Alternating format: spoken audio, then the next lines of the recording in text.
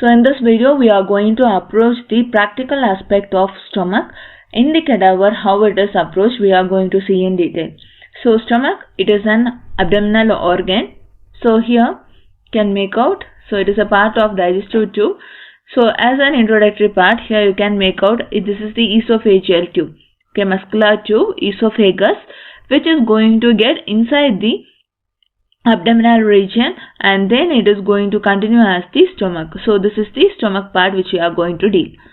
So here first we are going to deal about the location of the stomach, how it will be seen in the cadaver. So here in this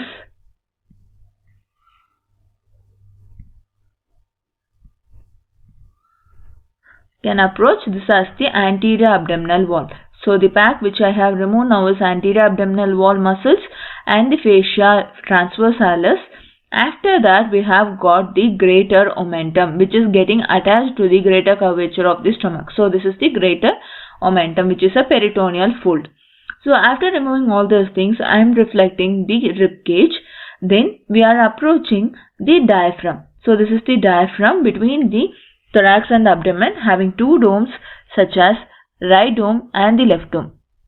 So here, so what you have seen now is we have got the two domes of diaphragm such as right dome and the left dome, and then we have got central tendon. So once you reflect that, you can approach the stomach. So this is the stomach how it will be seen in cadaver. Okay, the tube which I am holding now is esophagus. So this is the esophageal tube which is seen in the thoracic cavity, and this esophageal tube is going to pierce the diaphragm from the diaphragmatic opening which is seen at the level of T10. So this is the opening seen at the level of T10 in the diaphragm. Through that the esophagus is going to pass and getting inside the abdomen and to continue as the stomach. So this is the stomach with two ends. We have got continuation of esophagus as stomach, and stomach is going to continue as duodenum. So now we are going to see the same thing after cutting off. So we are going to separate the stomach from other organs. For that we are going to tie two threads above and two threads below to take it separately from the other abdominal organs. So here you can make out a tied knot near to the pyloric end and one above towards the cardiac end. And here we will be having inside fundus of the stomach which is getting hired out inside the left dome of diaphragm. Before going to the details of the parts in a cadaveric study, before that we will just know the details of the stomach. So here you can make out these are the parts of the stomach. This is the esophageal tube which is going to continue as stomach and which again is going to continue as duodenum. Now we have got some parts of stomach such as above fundus, below body, and then below that pylorus. So these are the three important parts of the stomach, and two ends such as cardiac end, and this is the pyloric end. And we have got two curvatures. One is the lesser curvature which is directed towards the right side, and one more is the greater curvature which is seen at the left side of the stomach. So two curvatures, two ends, cardiac end and the pyloric end, and three parts such as fundus, body and pyloric part. So in this picture we can make out this is esophageal tube and cardiac end which is going to continue as the stomach, and then this stomach is going to continue as the duodenum. So now before going to the details, just have an idea of what are the ligaments attached to the two curvatures of the stomach. So we have got two curvatures such as lesser curvature on the right side and greater curvature on the left side. In the lesser curvature we have got a peritoneal fold attached, that is lesser omentum. So what you are seeing here is lesser omentum, and towards the right curvature we have got three things attached, three ligaments from above downwards. We have got gastrophrenic ligament which is attaching the fundus of the stomach, near to the fundus of the stomach to the diaphragm. So we are calling it as gastrophrenic ligament, and one more ligament which is getting attached to the greater curvature of the stomach to the spleen. So we are calling it as gastrosplenic ligament, and one more ligament that is similar to the lesser curvatures lesser omentum. Here in the greater curvature we have got greater omentum. So these are the ligaments getting attached to the either side of the stomach. And now we are going to see in cadaver how the stomach parts will be dealt. So in this picture, in this video you can make out we have removed the stomach from the cadaver. You know, in cadaver it is going to be placed like this, and it is going to occupy the regions such as 3, left hypochondriac region, epigastric region and the umbilical region. These are the 3 regions where the stomach is going to get placed in the abdomen. So after removing it from the cadaver, we are having the parts as we have seen before. So parts we are going to deal in detail. For that we have separated the stomach. So here we have got cardiac end, which is stated above, and above that we have got this part as fundus. How we are getting the fundic part is we are going to draw an imaginary line from the cardiac end towards the left side. So if you are drawing an imaginary line above that part, above this line, this part is considered as fundus of the stomach. So this is the imaginary line drawn from the cardiac end towards left side, and this is the body part below the fundus, and this is a angle, that is incisura angularis. So from the imaginary line till the line drawn from the incisura angularis, here we have got body, and this is the pyloric part till the pyloric end. So this is the pyloric part, which is again divided into 2, pyloric antrum and pyloric canal.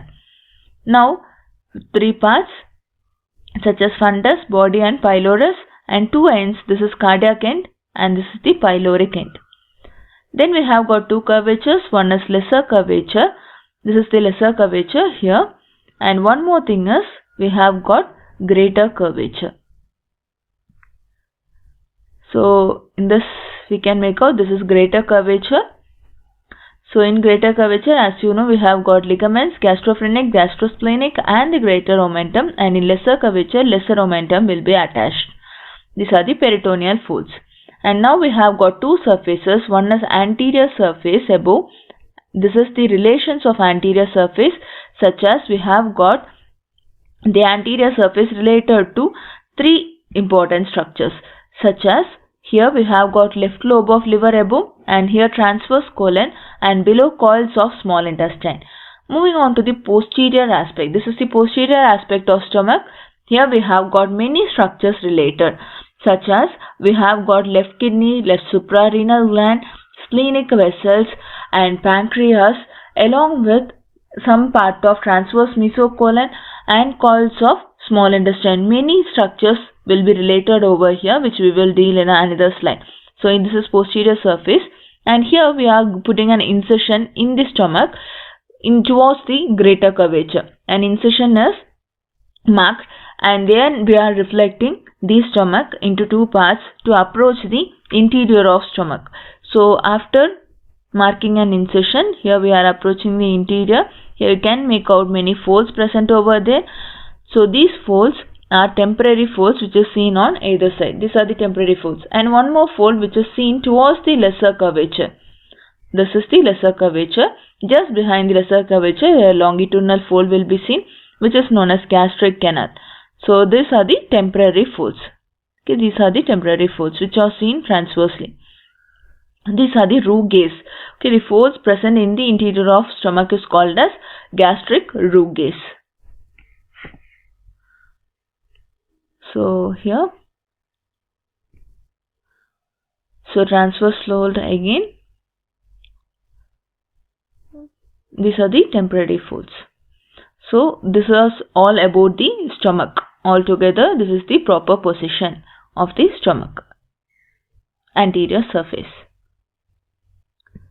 So now we will just move on to some details such as anterior surface. As I said before, it is related to some structures, such as it have got relation of liver in the upper part, and here we have got transverse colon, and here we will be having some coils.